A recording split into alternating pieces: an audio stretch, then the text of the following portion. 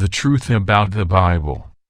Much is said about the Bible, but often what is said has no logic, and logic is the principle of reason, and without reason is madness.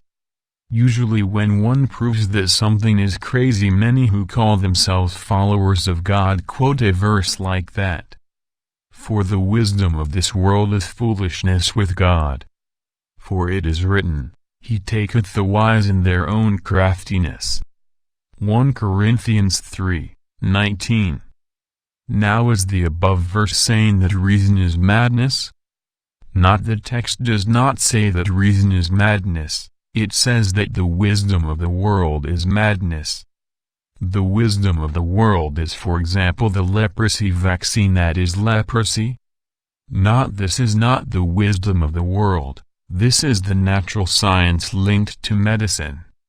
What is the wisdom of the world? Wisdom of the world is involved in what the world does, and that is vanity. And more if you look at the verse quoted we have. He seizes the wise in their own craftiness. This is a reference to another book much older than the letter to the Corinthians, which is the book of Job, which is considered the oldest book in the Bible, defined as the first book written by Moses. In this reference we can read, He frustrates the machinations of the crafty, so that his hands can do nothing. Job 5:12. He taketh the wise in their own craftiness, and the counsel of the wicked hastens. Job 5:13. What are we talking about?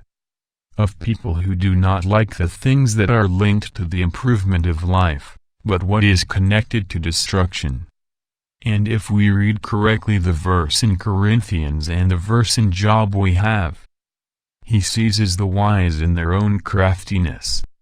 What are we talking about? We can give an example. And said unto him, If thou art the Son of God, cast thyself down hence, for it is written, He shall give His angels charge over thee, and they shall bear thee up in their hands, lest thou dash upon a stone. Matthew 4:6. And Jesus said unto him, It is written also, Thou shalt not tempt the Lord thy God. Matthew 4:7. What do we have in this verse? That Jesus was taken to a very high place and was told to jump, because the verse of the Bible said, He will give His angels commands over you, and they shall bear thee up in their hands, lest thou dash upon a stone. Now we can apply the verse that says, He seizes the wise in their own craftiness. Well, Jesus says, It is also written, You shall not tempt the Lord your God. See that reason is not madness, and that what really accepts the Scriptures must show where madness lies in the cunning of the wise.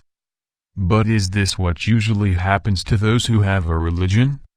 This is not how it usually happens. And that is a factor that denigrates the class of those who believe in God. For they say that a person does not know something, or does not have the capacity to know. It is not an answer that helps, but it is humiliating. In this way, he who truly considers himself to be a follower of a divine purpose must clearly and logically show everything that is questioned to him. Now Christians should logically follow Christ, and if Christ showed the errors of the cunning of Satan, then why do not Christians follow the example? Because of a problem, most Christians are not dedicated to learning to seek knowledge. And it is not uncommon to find arrogant people to say that they have complete wisdom, and to stop questioning themselves. Is being arrogant a sign only of who is a Christian? By no means. Overbearing exists in all spheres of social groups. The point is that the biggest sign of arrogance is the person who does not want to hear the other, and this listening is to give the opportunity that the act of thinking can accept as truth what was said. That is to hear the other, and beforehand to consider that what is going to speak is wrong, and that one should look for anything to humiliate the other, and if it does not find it should only humiliate the other, this besides being an irrational prejudice, is a violence to any social life.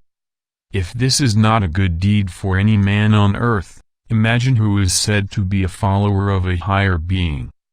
So the pursuit of truth is not a quest, and whoever thinks he knows without imagining that he might be wrong, has called himself God.